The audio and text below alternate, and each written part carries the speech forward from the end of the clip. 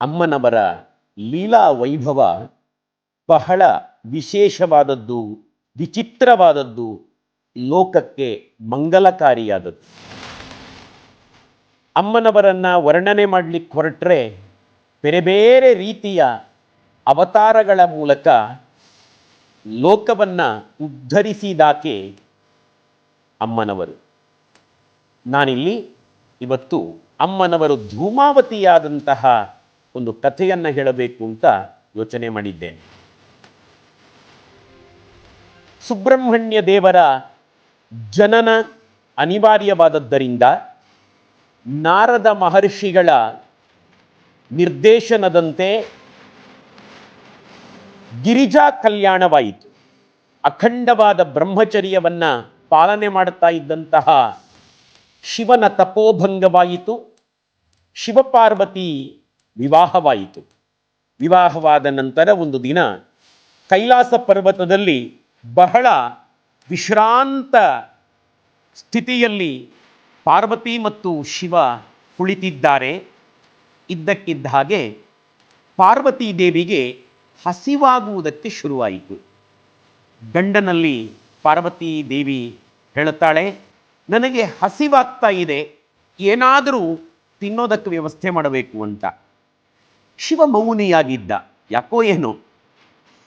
ಮತ್ತೆ ಒಂದಷ್ಟು ನಿಮಿಷಗಳು ಕಳೆದ ನಂತರ ಇನ್ನೂ ಜೋರಾಗಿ ಹಸಿವು ಶುರುವಾಯಿತು ಪಾರ್ವತಿ ದೇವಿಗೆ. ಮತ್ತವಳು ಶಿವನಲ್ಲಿ ಕೇಳ್ತಾಳೆ, ನನಗೆ ಏನಾದರೂ ತಿನ್ಲಿಕ್ಕೆ ಬೇಕು, ಈಗಲೇ ವ್ಯವಸ್ಥೆ ಮಾಡಿ, ನನಗೆ ಹಸಿವು ಜೋರಾಗ್ತಾ ಇದೆ ಅಂತ.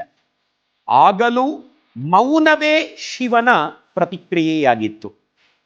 ಮತ್ತೊಂದಷ್ಟು ಕ್ಷಣಗಳು ಕಳೆದ ನಂತರ ಮತ್ತೆ ಪಾರ್ವತಿ ದೇವಿ ಹಠ ಹಿಡಿತಾಳೆ, ಏನೂ ಕೊಡೋದಿಲ್ವಾ ನೀವು, ನನಗೆ ಹಸಿವು ತುಂಬ ತುಂಬ ಆಗ್ತಿದೆ ಅಂತ. ಆಗಲೂ ಮೌನಿಯಾಗಿದ್ದ ಶಿವ ಈಗ ಹಸಿವನ್ನ ತಡೆದುಕೊಳ್ಳಿಕ್ಕೆ ಸಾಧ್ಯ ಆಗದೆ ಪಾರ್ವತಿ ದೇವಿ ತಿಂದುಬಿಟ್ಲು. ಶಿವ ಅವನು ಬೆಂಕಿ, ಹೇಳ್ತಾರಲ್ಲ ಮೂರನೇ ಕಣ್ಣು ಬಿಟ್ಟರೆ ಜಗತ್ತು ಸುಟ್ಟು ಹೋದೀತು ಅಂತ, ಅಷ್ಟು ಬೆಂಕಿ ಒಳಗಿದ್ದವನು. ಅವನನ್ನೇ ಇವಳು ತಿಂದದ್ದರಿಂದ ಬೆಂಕಿಯಿಂದ ಏಳುವಂತ ಹೊಗೆ, ಧೂಮ ಪಾರ್ವತಿ ದೇವಿಯ ಶರೀರದಲ್ಲಿ ಉದ್ಭವವಾಯಿತು. ಹೊಗೆ ಸಿಕ್ಕಾಪಟ್ಟೆ ಕಾಣಿಸಿತು. ಅವಳು ಸುಂದರವಾದಂಥ ಬಿಳಿ ಶರೀರ ಇದ್ದವಳು ಕಪ್ಪಗಾಗಿ ಬಿಟ್ಲು ಹೊಗೆಯಿಂದ. ಅವಳೇ ಧೂಮ ಕಾಣಿಸಿದ್ದರಿಂದ ಧೂಮಾವತಿಯಾದಳು. ಆ ಧೂಮಾವತಿಯೇ ಶತ್ರುಗಳ ಸಂಹಾರಕ್ಕೆ ಅಮ್ಮನವರ ಭಕ್ತರಿಗೆ ವಿಶೇಷವಾದಂಥ ದೇವಿಯಾಗಿ ಲೋಕಪೂಜಿತೆಯಾದಳು. ಇದು ಪಾರ್ವತಿ ದೇವಿ ಧೂಮಾವತಿಯಾದಂತಹ ಕಥೆ.